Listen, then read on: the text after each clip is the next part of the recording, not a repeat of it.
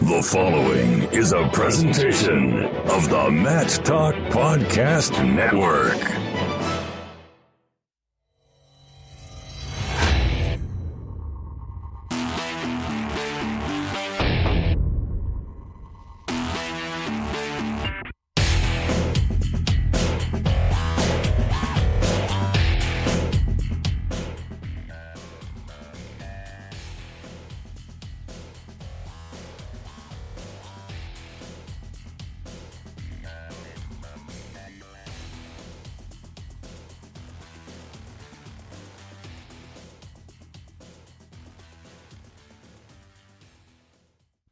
And welcome back to another episode of the Short Time Wrestling Podcast. My name is Jason Bryant, looking at episode 610 here for my friends in the wrestling community. And yes, that does include you. Today on the show, Manny Rivera, head wrestling coach at CSU Bakersfield, recorded this one on July 1. And since then, we've had some shakeups in the wrestling community. Of course, the announcement on July the 8th that Stanford will be dropping 11 sports. One of them is the successful wrestling program headed up by Jason Borelli. Now, in this episode with Manny Rivera, we'll probably allude to Stanford in some places, but that's obviously in the past. So the focus here is on Manny, although we're going to work with talking with Jason Borelli to get him on an upcoming episode to talk about the situation at Stanford, what possibly we as a wrestling community can do to see if the administration, even though they said they're not going to accept any amount of money, well, money talks. And you know what walks. So let's see what happens with that. Going to be reaching out to Jason Borelli here soon. Speaking of reaching out, over 1,000 of you each and every morning get the Mad Talk Online Daily Wrestling newsletter. Now, in this era of no actual wrestling competition, save the Rumble on the Rooftop, we've got a Flow event. We've got some other things coming up here in the meantime. But wrestling news hasn't stopped. And you can get a free daily wrestling news, basically a curated digest of news to your email each and every morning by signing up at madtalkonline.com/news. During the global pandemic, I'm also tracking all of the drops and fall and annual sports cancellations. So that is at madtalkonline.com/COVID sports if you want to track that. But part of that newsletter that I'm talking about here is stories related to college sports that may or may not be directly related to wrestling, but because the landscape of college sports has been evolving amidst this global pandemic, there are stories in there that I feel the wrestling community should probably consume just to get a little bit more knowledge on what's going on outside of our bubble of wrestling, because a lot of times we're wrestling people, we're focused on wrestling problems. One of the reasons I'm keeping the track sports chart is because, you know, a lot of us will have that knee-jerk reaction of, well, wrestling programs are always getting cut. Well, tennis has felt the axe more than we have this season. So just to give you an understanding of the rest of the world and the rest of college sports, that's why some of those things in there. And some of those headlines you'll see non-wrestling. I will put that in there because, again, that is a curated list sponsored by Resolite at Resolite Sports. You can get that each and every morning for free, madtalkonline.com/news. And if you feel like contributing to the effort and what I'm doing here, in the midst of a global pandemic, you know, hey, I got no live matches to announce. I've got nothing to talk about with my clients. So you can help me out here by going to madtalkonline.com/contribute and joining the team in various ways. Now, on Facebook the other day, Rod Gaddy's a wrestling coach down in Alabama, and they had a post about wrestling, and then somebody that had replied was a wrestler by the name of BJ Compton, who was from Virginia, originally from like the Hampton area where I grew up, and then moved out to Christiansburg when he got older, and then was a 4-time Group AA state champion for Kevin Dresser and Darrell Weber at Christiansburg High School, which was one of my high school's chief rivals later on in the Group AA era, which doesn't exist anymore. So at that time, when BJ was coming through, Mad Talk Online, as you're listening to it now, it was a Virginia high school wrestling website. I had some college stuff, but mainly focusing on Virginia high school wrestling.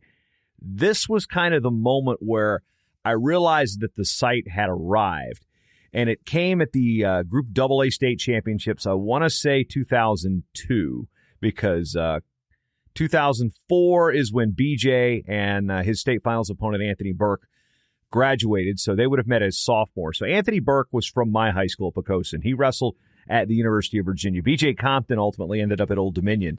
He got there after I had graduated, thankfully, because I didn't want to be in college at the same time as somebody who was in my sister's graduating class. My younger sister graduated in 2004. That's just kind of a weird connection there. But Anthony was fourth in the state as a freshman, and then BJ was a state champion. So they're meeting in the offseason in freestyle, and Anthony Burke beats BJ Compton at freestyle states in Virginia and ends up being a Fargo All-American. That's at the cadets. Then the next year, they go through the season. They're both at 112, and all of a sudden, they meet in the finals. They're going to meet in the finals. And before the state tournament, I thought Anthony was better on his feet, and BJ was monster on top, had a super good cradle series. So BJ on that Facebook post with Rod Gaddy had said, "Hey, do you still remember the wink?" And so here's the story. In the finals, I'd made these predictions. I had media people from all around Virginia, including Earl from the Open Mat. He was pretty prevalent on the Single A Wrestling Zone at the time, which was a Single A page back in Virginia. And I had media like guys like Frank Lapoli and sports writers from all around the state. And I had picked Anthony Burke to beat BJ Compton. Now, part of that is because I thought he beat him in freestyle and he was better on his feet. And secondly, it's because I am from Poquoson. This was part of my sister's graduating class. My sister and Anthony were friends. So it was like one of those things like, if this was a homer call, I don't know. I think I had solid reasoning to back it up, but it may not have been completely a homer call. So in preparation for Mr. Compton's Cradle Series, the coach at the time was Brad Fitzpatrick and Dennis Pierce. Brad was one of my high school teammates. He was one of my classmates. And coincidentally, we had the exact same birthday. We were both born on August 20th. So, no, we are not twins. We look nothing alike. He's much more beastly and a badass than I ever was. Mr. B.A. Thankfully, he lives 1,000 miles away, and he can't strangle me for calling him Mr. B.A. So, basically, we get to the match. And they're bringing in Joey Miskell, who was one of our alumni at Poquoson, who was really lanky and really good with cradles. And they were working with Anthony to prevent BJ's Cradle Series. Sure enough, we get to the tournament, and BJ owns the match. Ends up being 9-2, gets a cradle, gets some near fall points. It's not close. BJ Compton wins his second state title handily. During that process, I am at the press table at the Salem Civic Center, which is a piece of crap facility. They love Division III basketball, but they hate VHSL wrestling the way they treat the fans. So that's another story entirely. So, and at the time, I'm probably 22, 23, still kind of that mouthy college kid. And after the match, BJ walks over to our coaching staff for the handshake. And in between Brad Fitzpatrick and Dennis Pierce, he's shaking hands and he looks straight at me. He locks eyes with me and he winks at me. He specifically winked at me because I picked against him in the media predictions contest and was pretty vocal about how I thought Anthony Burke was going to beat BJ Compton to win the state title at 112 pounds that year. That was the moment that I knew that the kids were watching.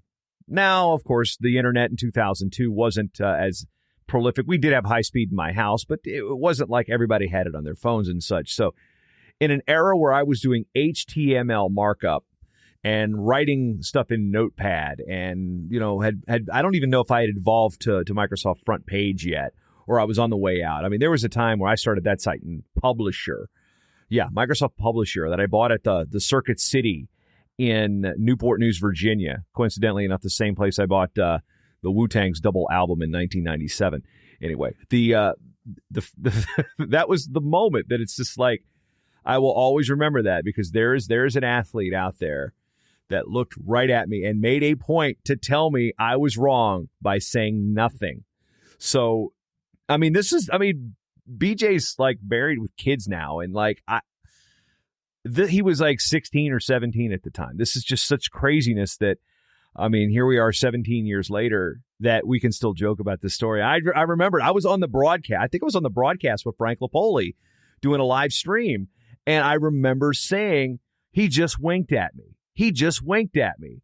And it was wild. So BJ, Yes, I remember the wink. Yes, this is the reference that I said I would talk about. I thought that the episode with David Ridpath was a little too serious to throw this story out. So that being said, yes, I ate my crow that day.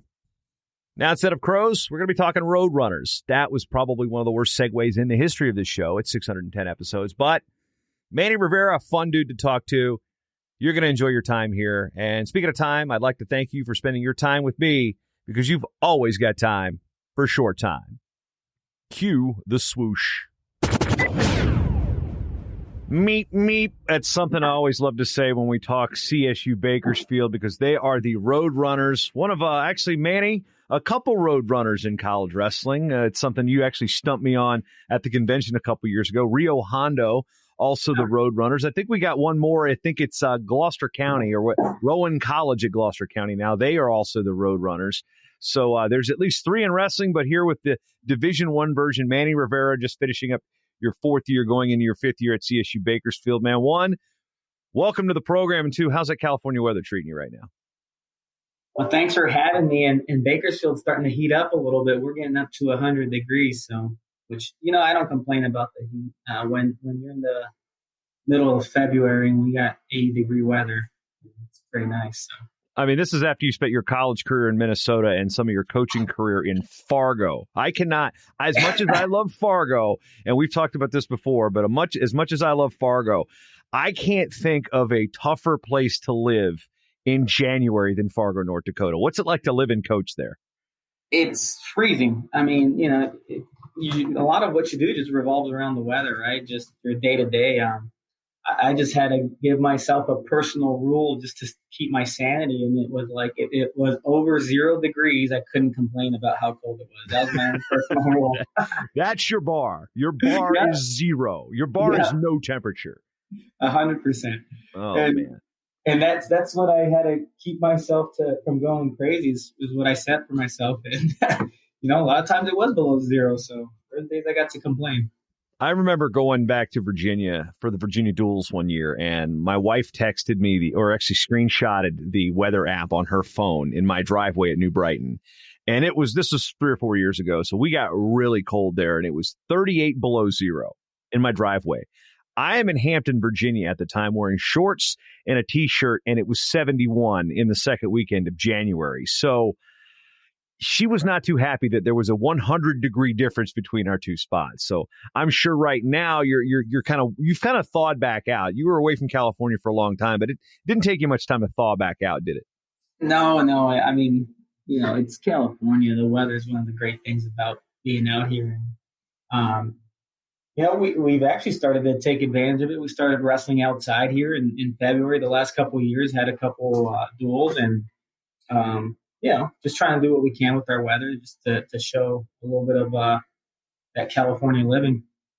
And before we get to one of our topics, we've got a cool fundraiser that you guys do that'll wrap up on August the 6th. But the way the wrestling season ended, it impacted different teams in different ways. And California has been kind of one of the hot spots with the global pandemic in terms of, where the breakouts are coming. I know I got friends that live in Los Angeles County that are just like, we're still staying inside.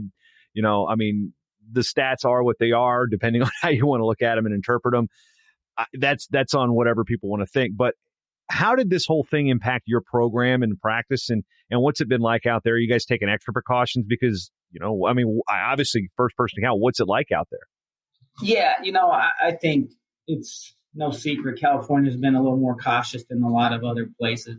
And, I mean, we definitely have some hot spots in some big cities that probably need to be careful, but a lot of times those big cities kind of dictate what happens everywhere else. So, I think the biggest thing for California, especially all the CSU, the California State Universities, was that announcement that came out pretty early that our classes would be virtual in the fall. And, that came out maybe like a month ago already. So they made that decision, all 23 schools, I believe it's 23, made that decision together that they wouldn't have students on campus for the fall. Now, there will be exceptions to that, and they let a little wiggle room sit in that statement. But, that was a big statement. So that just kind of goes to show where California is with this whole thing. And for us on the wrestling end, besides the obvious, just the cancellation of the national tournament and all that disappointment that it brought, we really haven't been able to do anything on campus since then. And what you alluded to, our fundraiser, we had our fundraiser originally scheduled in April, and we had to postpone that. And it's really uncertain time, so it's just kind of slowed that fundraiser. And we finally were able to reschedule it, and looking forward to try to promote it and talk about it and let people know what we have going on. Yeah, one thing about the California schools that you've got the University of California system, and then you have the Cal State system, and you guys are CSU, Cal State University at Bakersfield. There's the California Collegiate Athletic Association at the CCA. Most of those Division II schools, they canceled fall sports. So you guys didn't fall under that conference, but where is that distinction between like the Division II CSU schools and the Division I CSU schools? Yeah, so well, now that we've changed conference, we'll probably touch on that a little bit further. Yeah. But I would say the majority of the Division I schools in the state are in the Big West, with some exceptions. And Division II conference that includes San Francisco State's own Division II wrestling program in the state. That conference went out and early on just said, hey, you know what, we're not going to mess with fall sports. And that was a big statement coming out for a lot of schools. That includes a lot of California schools. And, that when you start seeing like that, like that's a concern, right? We want to be able to compete and practice and do what we do. So good thing is, as of now, we're scheduled to return. So it's just a matter of when. So, it is an interesting time. So kind of seeing what other places do in other conferences and institutions is always alarming. Yeah, because what we're seeing with these drops, these cancellations, it's not, you're looking at one school, okay, we're going to take care of ours. Well, one school making a decision impacts another school in the conference. For example, we've got schools that have dropped certain sports, and they've dropped the number of sports required for a conference to sponsor it below a number, and then that puts those other schools at risk that are keeping those sports. So every school making these decisions, it seems like they're not always taking in mind the other schools in the process, although it looks like the California state system has looked at like that one, because most of those Division II schools, you've got Humboldt State, Chico State, Dominguez Hills, et cetera. They're all like, all right, we're all doing this together. And then you've got the California community colleges. You had, I believe, the Central Valley Conference say we're done with fall sports, and that's the Division II junior colleges. Fresno City College impacted by that. But speaking of conference, let's shift on to more positive discussions about conference situations and conference alignment. While it doesn't impact wrestling directly because the Big West Conference does not sponsor wrestling, today, July 1, as we record this, CSU Bakersfield is a member of the Big West Conference. Karen Langston was featured at the Bakersfield newspaper. You can get that on my daily wrestling newsletter at mattalkonline.com/news. She is the chair of the NCAA Division I Wrestling Committee. What's it mean for the school, and what's it mean for, I guess, not every sport that's in the Big West, but what's it mean overall to be a full athletic member of the Big West Conference? I think it's a great move for our athletics department. We're obviously an affiliate of the Pac-12, but we're a member of the Big West, even though they don't sponsor wrestling. We follow the Big West rules in a lot of ways, and we kind of follow their protocol. I mean, we compete in the Pac-12, and we're grateful and always excited to compete in the Pac-12, but for the rest of the department and all the other things, aside from that competition in the Pac-12, the Big West is a great place for Cal State Bakersfield. And, if you just kind of look at the geographical footprint of the Big West, it's primarily California schools with the exception of Hawaii. So, what that does is a couple of things. One, it reduces your travel expenses. We were previously in the WAC, and we had teams traveling all over, so reduces expenses. But the other thing it does is it allows for more fans and families that travel to events because they're so close, right? When you're going up to Sacramento for basketball game, or you're just going down to San Diego for a basketball game. That's not too far from Bakersfield, or some kids might already be from that area. So, and your alumni base that lives in the state, alumni base all through the state. So we're an in-state school, so a lot of our alumni do settle in California, and they're all across the state. So it's only going to bolster our fans. It's going to bolster our revenue, because we're probably going to have more visiting fans come to Bakersfield. Instead of trying to get people to come watch from Texas, Washington, Illinois, that WAC conference is pretty scattered. So it's going to help reduce costs. It's going to help probably our gate. It's going to help get more and more butts in the seats, really. So it's a great move, and it's a very competitive conference across many of the sports. So we're just looking to make a splash moving in there. Obviously, we'd love to see the Big West one day sponsor wrestling and get some teams out there to do it. But where I'm looking at it is the move where it does actually impact wrestling is, Bakersfield's, your program is, even before you were there, was on the block for a while because, college expenses, are what they are in college athletics. But now it looks like, okay, travel has been reduced significantly for every single sport, meaning there's not as much strain. That means there's that much more money being saved. And now it can be spread around a little bit more equally. It's not like, okay, now, man, we've got to send our volleyball team this many places.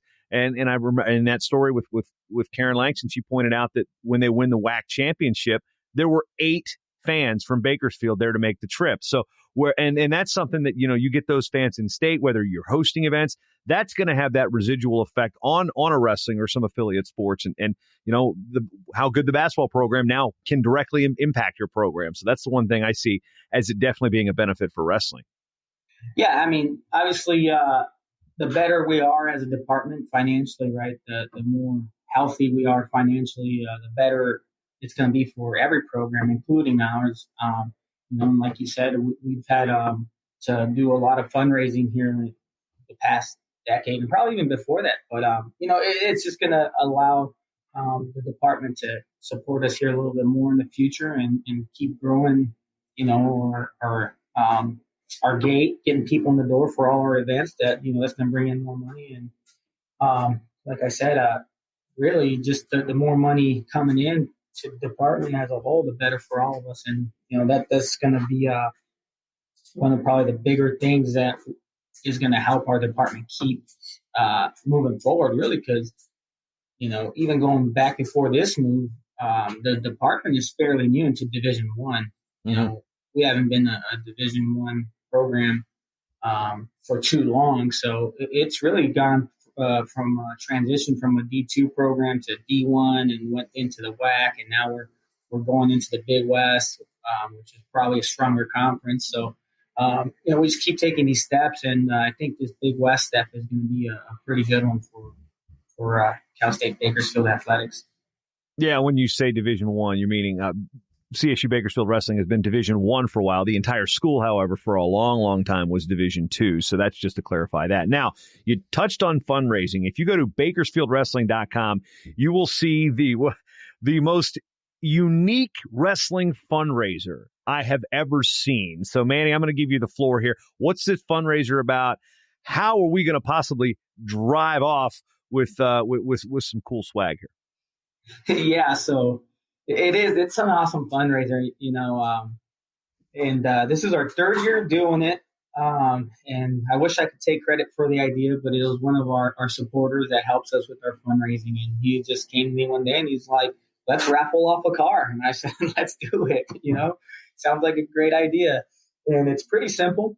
We capped the sales of fundraising tickets to enter the drawing at 1,000. We sell them for $100 a piece.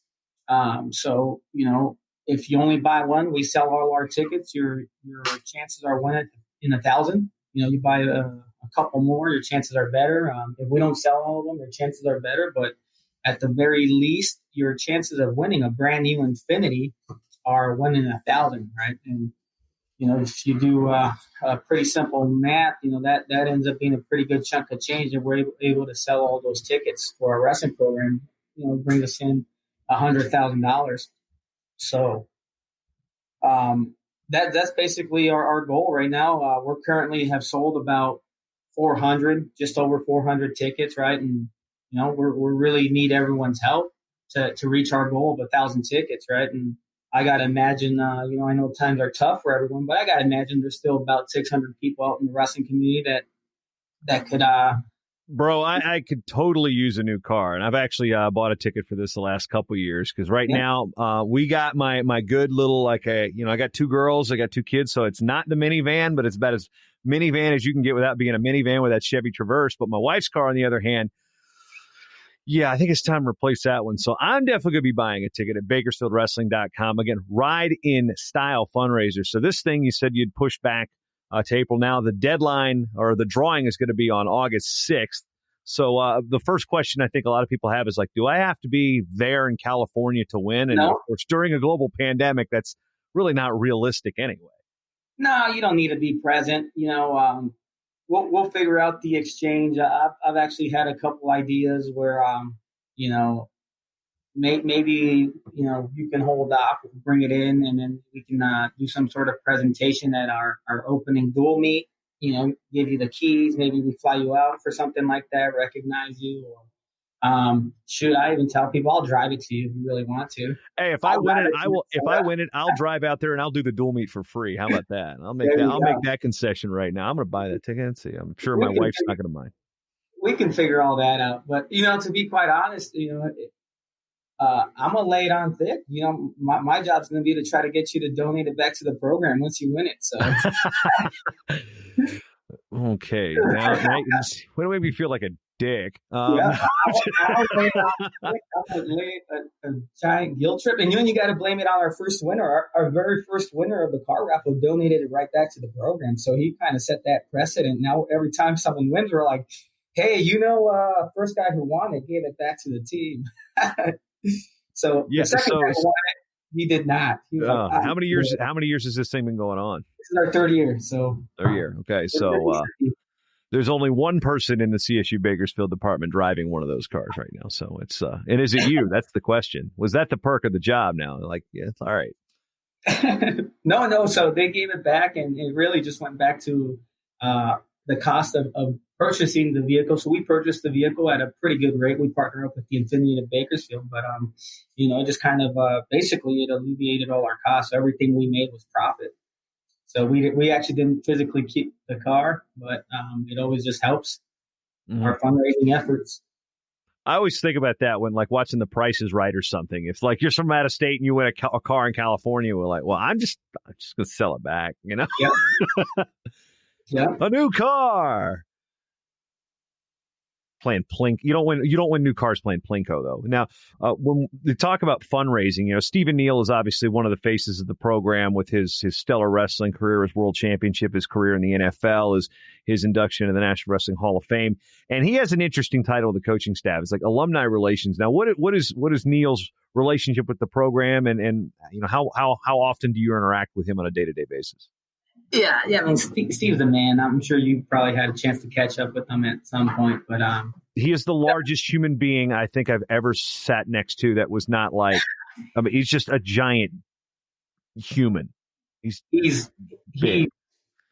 I mean, he's incredible. One, everyone knows his career as an athlete. Wrestling and football career as well, but he's just like the kindest human being ever. And he's an amazing guy to have his support for our program still. And, he's basically, to give you a visual, he's our flag. Everyone knows who he is.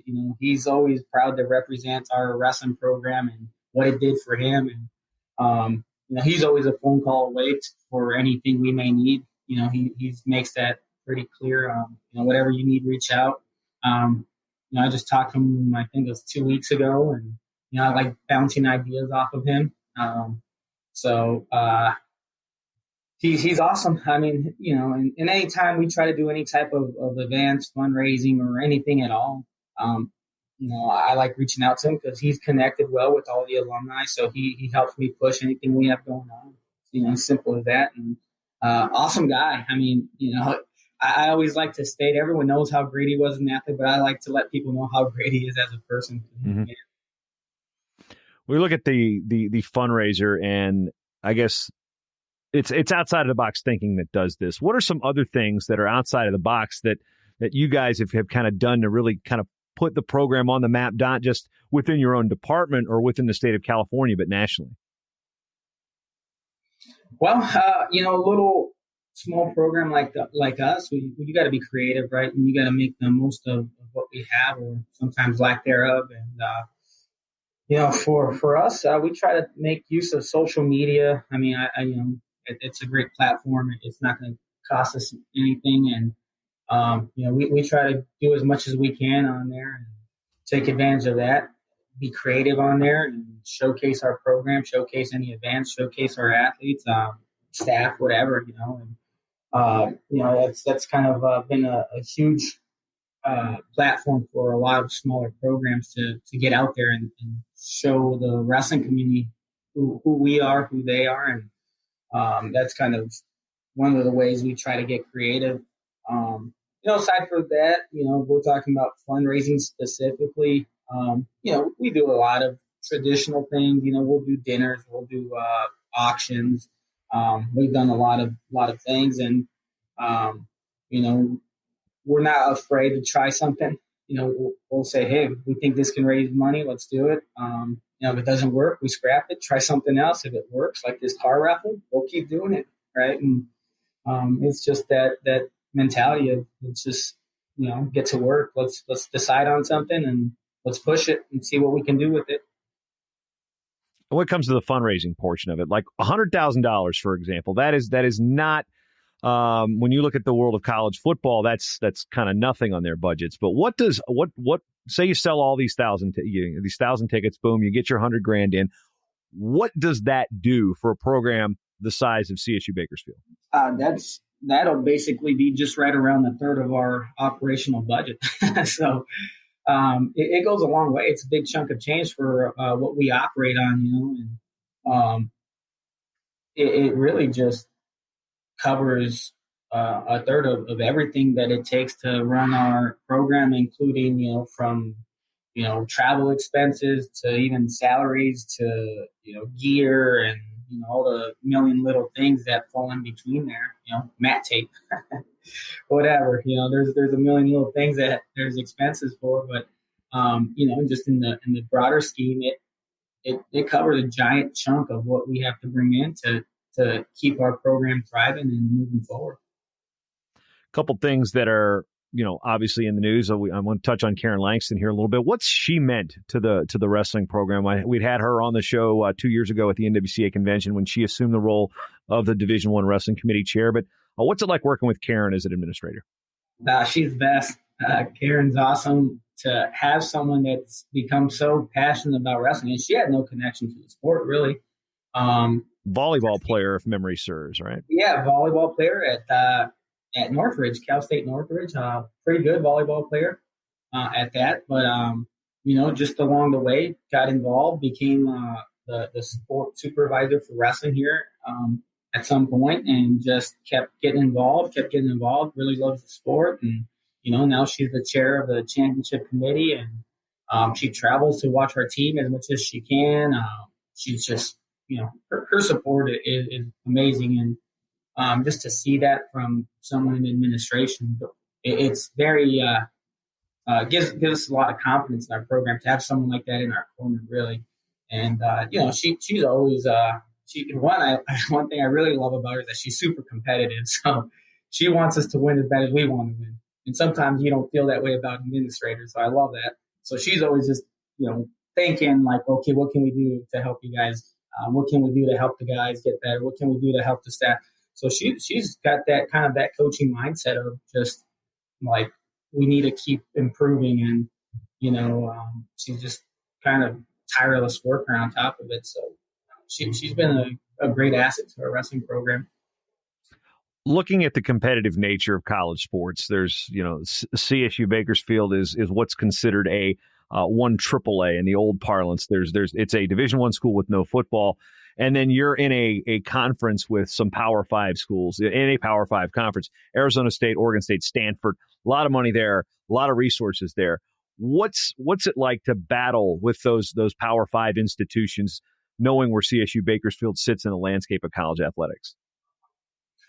It's really cool. I think, one, it brings a sense of pride to our community when we can beat those teams and when we do beat those teams, and just even to compete against them and bring them into town. Bakersfield isn't a big town, so when Arizona State comes in to wrestle, the community really is impressed and interested in coming out to watch us compete against them. So just to have a small school, we're not a big school. Our enrollment's about 8,000-9,000.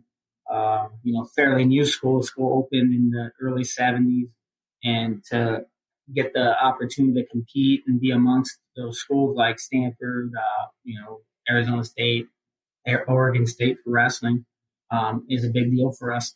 And this past year we beat Oregon State in the dual meet. It's a big deal for our school to beat a Pac-12 opponent, a Power 5 opponent. The year before we beat Stanford. That's a big deal. So, we love those opportunities to compete against some Power 5 teams, and they do mean a lot to our department. They mean a lot to our community. Speaking of Oregon State, they just made a hire bringing in Chris Pendleton as the head coach. Already made some splash assistant hires with Nate Engel and Isaiah Martinez. Now you got a California guy. He's going to be in your hood looking for those kids. I mean, what's Chris Pendleton going to do for the Pac-12 conference and create that a competitive spirit between a couple California guys there? Yeah, it's going to be good. I think anytime you get new blood, young, hungry coaches, it just keeps you on your toes. Like I know he's recruiting guys in our backyard, so we got to step it up, right? And we got to do a good job of trying to keep them here. So it's just competition, and competition doesn't make you want to be better. Than what are you doing, right? So that's what it boils down to. Well, you talk about the backyard. I mean, your roster is, I don't want to say littered. It is full to the brim of California natives. I mean, it's not, you don't have to look too hard in that state to find good wrestling talent at the Division I level. But how has your recruiting, maybe strategy changed since your first year to now going into your fifth year? Yeah, we've started to look a little bit more at bordering states, and we still don't bring in a ton of those guys, but we actually have our first out of state recruit coming in here for this coming season, and we got a young man coming in from New Mexico actually. So, and it's just one of those things. We got a great recruiter, a guy who has a good eye for talent and puts the work in, and Luke Smith on our staff. So, he just kind of combing through all these other states to see if there's any talent that we can bring over here to California. And, especially some of these states don't have any Division I wrestling. So, they're going to have to go somewhere.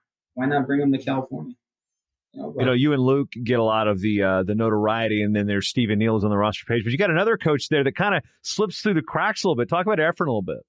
Efren Ceballos is the man. So Efren he just embodies what our program is. He's could be the hardest worker on the face of the planet. I have complete confidence saying that. So, Efren, I believe, graduated here in 2005. He was an All-American here at Cal State Bakersfield at 125 pounds. But, what he does on a day-to-day is incredible. He'll put in a 12-hour shift. He's what is it exactly? I don't know the exact title, but he's a production manager at one of the plants here at Bolt House Farms. And, it's like, I think it's salad dressings and whatnot, but he puts in a long day there, drives right over to wrestling practice, does a couple hours here, then goes home. And then it's like, oh, I'm redoing my DAC something. It's like the guy puts in like 20 hours of work, sleeps like 4 hours, and gets in there and he's wrestling, and he gets up, he's going to work, and on top of it all, he's just a great guy, yeah, right, and a great coach. We're so lucky to have him. And he's seriously probably one of the most underrated coaches I've ever worked with. And that's probably just because, he has never coached full time, but he's an amazing coach. So we're lucky. We love having him. So he's awesome. Yeah, it's one of those guys, he's been around the program, as an athlete and as a coach. It's good to have those guys in the community. And what's it mean to have that type of stability through the staff? Because he's been there and he's with you now. He was there before. And with those recruiting contacts, and then also having that connection to the local community. What's a guy like that, beyond his passion for the school and wrestling? What are some of the intangibles he brings to the staff? Yeah, he's got deep roots in the program, deep roots in the community, and even all across the state. He's been involved in wrestling since he was younger. So growing up, California, USA wrestling, he was on national teams with guys who are now high school coaches. He's wrestled with a lot of people who are still involved with the sport. So his roots run very deep in the state, and he's got connections all across, not only with alumni, but high school coaches, with the community here. People always looking for potential donors. So, he's a lot like Stephen Neal, where, you're in town and, I'm wearing Roadrunner wrestling, and people be like, "Hey, do you know Efren?" He's just one of those guys. He's awesome. People know him, and like I said, his roots are very deep, not just in Bakersfield, but all across the state. College coaches can't afford to be complacent because there's always movement around them. One of those movements came with the addition of Fresno State back to the wrestling landscape, and right there in California. One, what has Fresno State's presence done for you guys in terms of how you've had to work around recruits? And two, what's it meant for the state of California now to have another Division I wrestling program? It's great having them back, to be quite honest. I grew up watching Fresno State wrestling, watching the Addis brothers compete, and was always a huge fan. So even just for me personally, thinking back when I was young in high school, watching Fresno State guys compete, it was always something you just saw, right? At one point, Steven Addis was the guy. And, I'm sure every kid growing up wanted to be like Steven Addis. And, it was a shame when that program was cut. But to bring them back has been just a rejuvenation of college wrestling in that area especially, but all across the state. Everyone was excited about that. And, for us, it directly gives us a big rivalry. It's such a natural rivalry between Bakersfield and Fresno that it's something, I hope to keep building and bringing interest towards. People are really passionate about wrestling in Bakersfield, in that Fresno area, that Clovis area. So we're only about 2 hours apart top. So, it's great. It's great. We're happy to have them back, and we want to keep competing and building that. One thing we've touched on the conference thing, but right now the Pac-12 sits at 3 full-time members and 3 affiliates with, you guys. You've also got Cal Poly, and then Arkansas, Little Rock, which if you look at the map, there is nothing Pacific about Little Rock. So, what are the discussions among the coaches about trying to bring more teams in as affiliates? I mean, Fresno seems like a natural fit. I know there's been some discussions on whether or not they came or went or said yes, said no. I mean, that's for them to talk about. But the Big 12, as big as it is, then you've got Cal Baptist sitting there in Division I limbo, transitioning from Division II. What have been the discussions like amongst the coaches about bringing more teams into the Pac-12? Because at 6, you've got your qualifying number, but you're really kind of limited in terms of getting those extra matches and having to travel more, especially when you factor in, okay, somebody's got to go to Little Rock every other year. Yeah. So I think as far as from the coach's perspective, we've always wanted to grow the conference, right? At one point, it was a really big conference, and there was a lot of affiliates, and as programs dropped out here, it shrunk down. But since I've been involved with the Pac-12, we've always wanted to grow, and we've always had those discussions. We're finally at a point where I feel pretty confident we're going to be able to do that. But I think just like everything else right now with all the COVID-19 and everything going on, it's probably slowed things. But we're we're feeling pretty good about the ability to start expanding our conference by a couple members. So maybe I shouldn't be saying that. Maybe that's for the conference to release, but right. But, yeah, your opinion matters. I mean, I'm curious because, I'm not going to put words in your mouth, but I'm looking at it geographically to where, okay, well, everybody's not exactly a like-minded institution, which is a buzzword that university presidents like to use on their alignment, which was for years the discussion about why the EWL and the MAC weren't going to be a thing, and then they became a thing because, what does this school have in common with the Division II school in Pennsylvania? Whereas now you've got schools like, I think geographically, Air Force, Utah Valley, Wyoming, Fresno State. Those are schools that seem in northern Colorado seem logically, geographically fit. Then again, there's also the misconception of geography. Growing up in Virginia, everybody thinks that out east is all the same. Where I'm 7 hours from Rutgers. I have no allegiance to a small school or a school in New Jersey, for example, because I grew up on the East Coast. You look at the West, it's a big swath of land to cover. So it's not like you can just hop in a van and make an easy trip to Utah Valley or to northern Colorado. There's a mountain range in the middle of that. So in terms of that geographical alignment, what is something that you'd like to see? Whether or not you're having that discussion, I'm just curious on, what would be better fits? To be honest, I think if we can just grow to 8, and right, I think fit is relative. I think if you ask what's a better fit for Cal State Bakersfield might be different than what's a better fit for Stanford, right? We're just different institutions, but I think just growth period is a good thing for our conference. And, for me, it's like, let's just get someone in here that can be a competitive team that's going to help us be better as a conference and push us all to get better.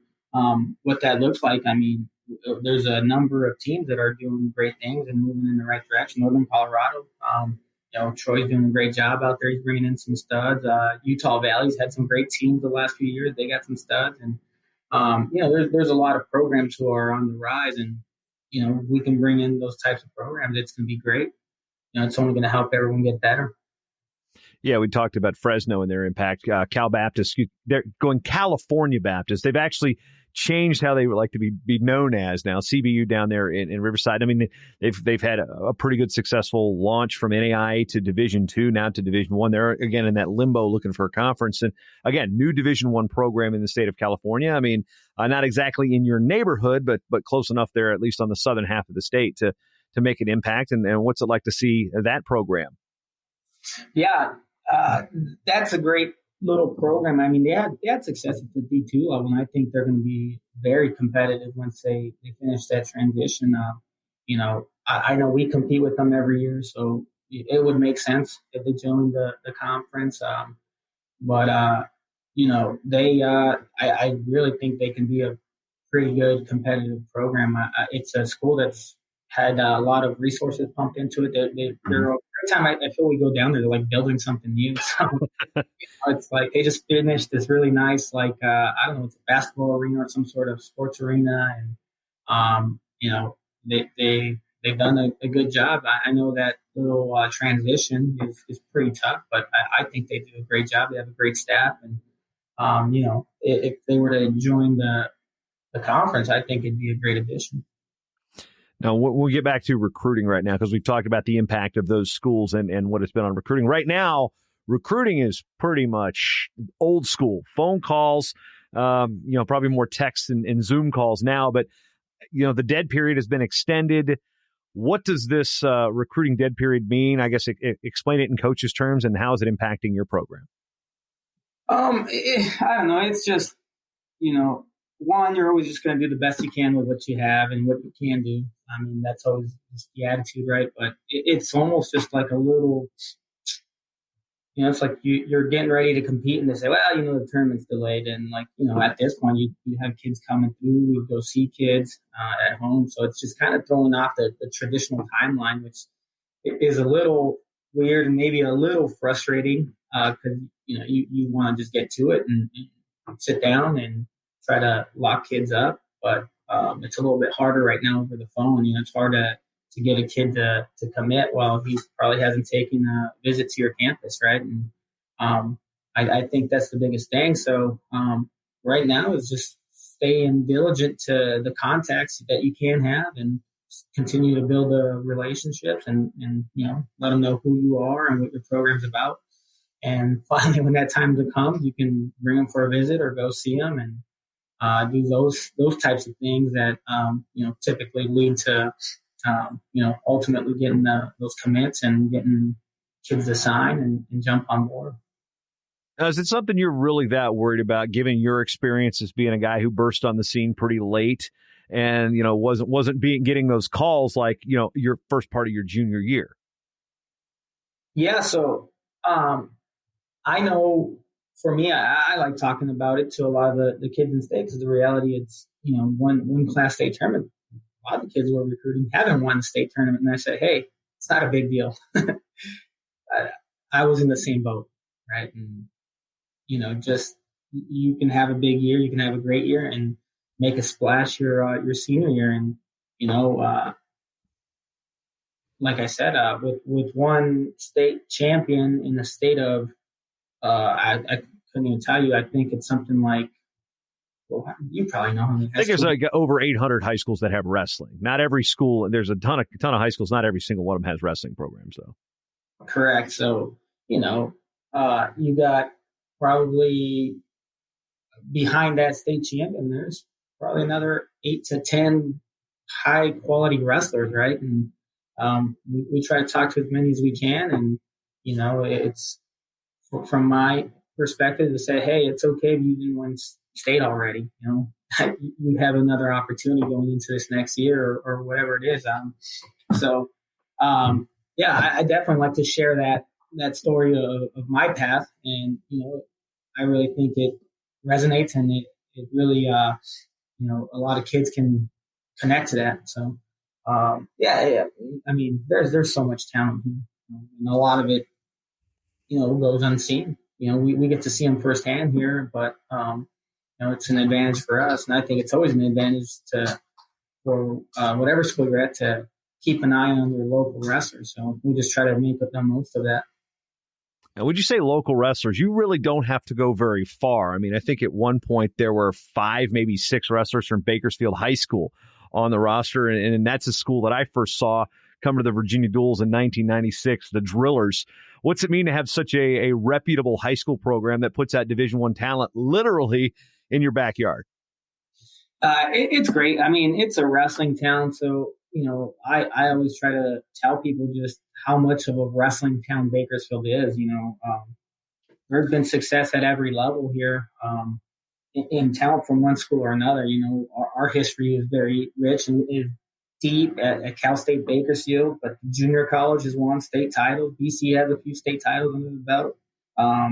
The high school, BHS, at one point was the best high school in the state. They set the points record one year, and really Bakersfield was the place for the best. Were the Blancos from Bakersfield? Was that? No, they were Canyon Springs. Okay, I remember that during that era there were some monsters that came through California. I couldn't remember if they were with that program or not. I remember there were some monsters that came.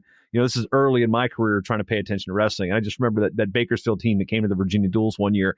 CSU Bakersfield came for the college division, and the high school came for the high school division, and it was just holy crap. I just remember them just annihilating people. Yeah, there's a lot of success here in this town.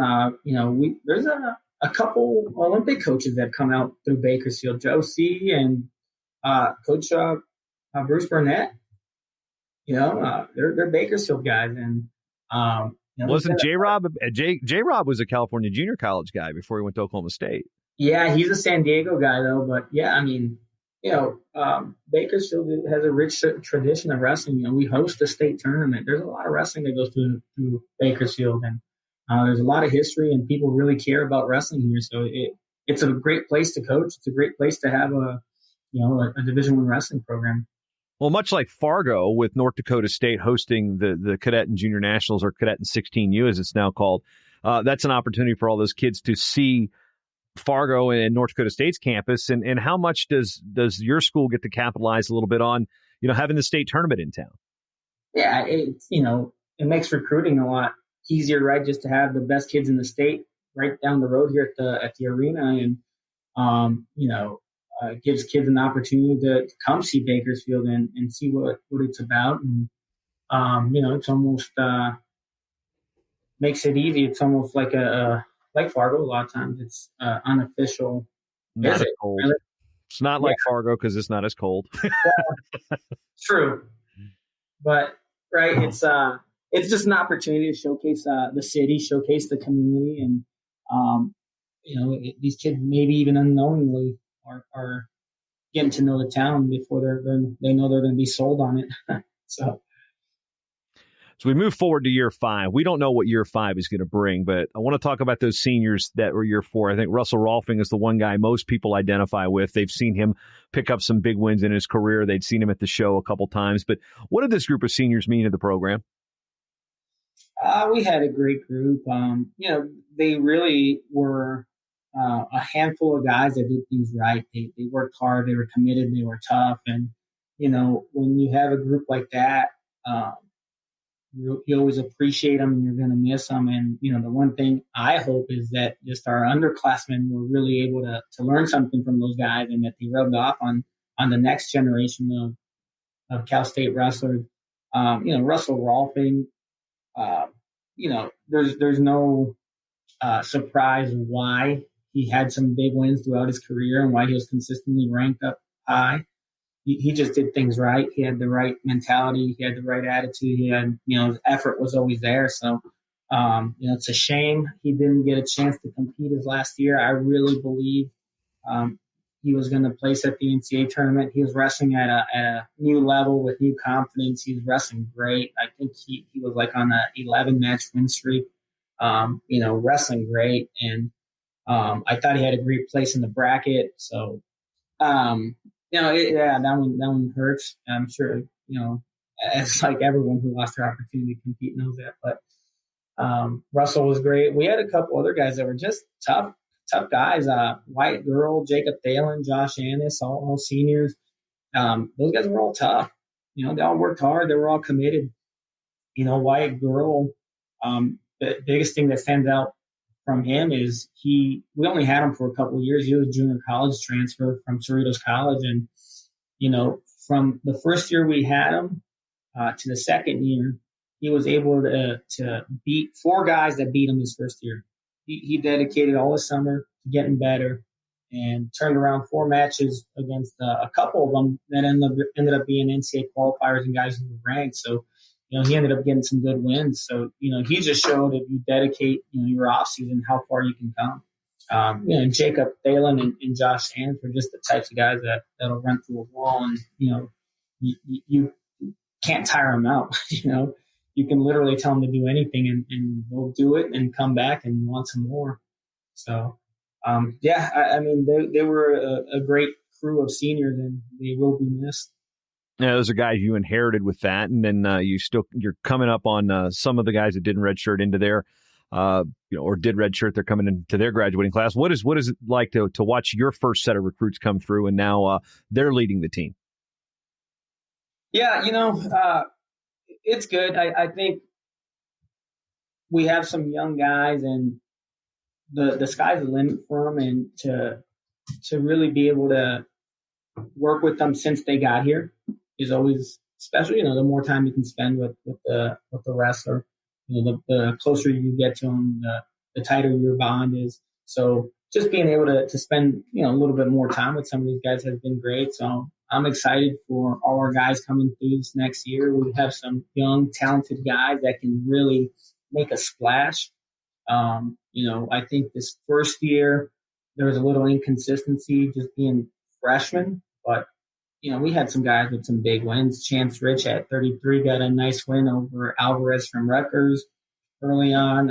Angelo Martinoni at 141 got a nice win over Tariq Wilson from NC State out at the Southern Scuffle. We got a 74-pounder that was a freshman, Albert Urias, who's as tough as anyone that I think has a bright future ahead of him.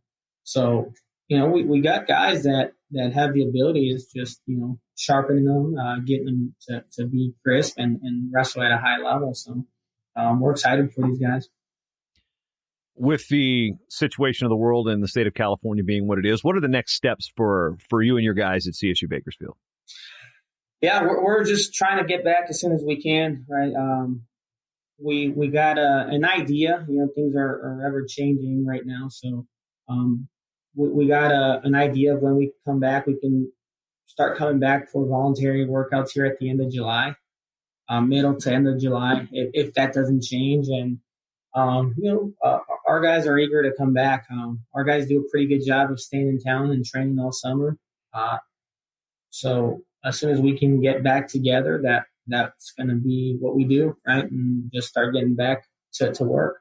It's been a strange time for everyone, especially wrestlers. Wrestlers are tireless workers. So I know these guys are doing everything they can on their own, but it's always nice to get together in that wrestling room and beat each other up. So I think we're all missing that right now.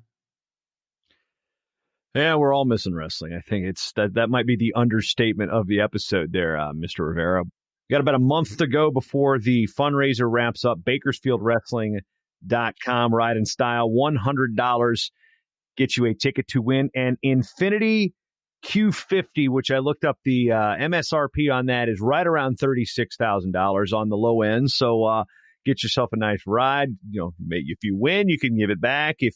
If I win, I'm driving it back to Minnesota, but I'll give you a free dual meet as another contribution. But only 1,000 tickets being sold, so 1 in 1,000 chance if you only buy one. So maybe you can buy two, support the program, maybe win a car. Again, BakersfieldWrestling.com. That drawing set on August 6th. So Manny, we've got the big fundraiser. I want to ride in style, and final thoughts as we head into the month of July here.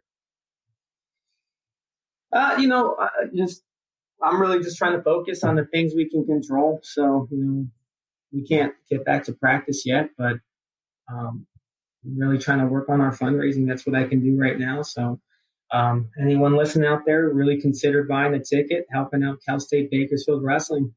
Our goal is to sell all 1,000, and we need a lot of people's help. We still got about 500 to 600 to go to sell. So, if you're listening, go to BakersfieldWrestling.com. Help us out. Or if you do the math at this point, you could buy them all and potentially have a really good chance. So hint, hint, nudge, nudge. Well, I got a story about that. I think that might have to be off the record. So Manny, appreciate the time and good luck with the Roadrunners out there. Meet. Thank you.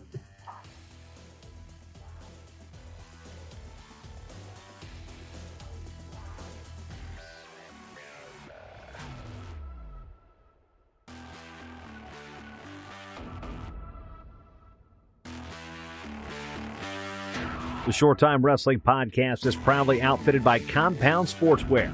Shirts, singlets, custom gear orders, everything you need. Call up Cliff and the crew at cmpteamwear.com. Hey, you know what? Did you like the show?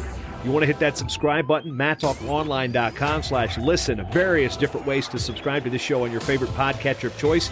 And if you're already subscribed and you already listen and you love the show and you want to support this show and this network, MatTalkOnline.com/join the team. Become a team member today.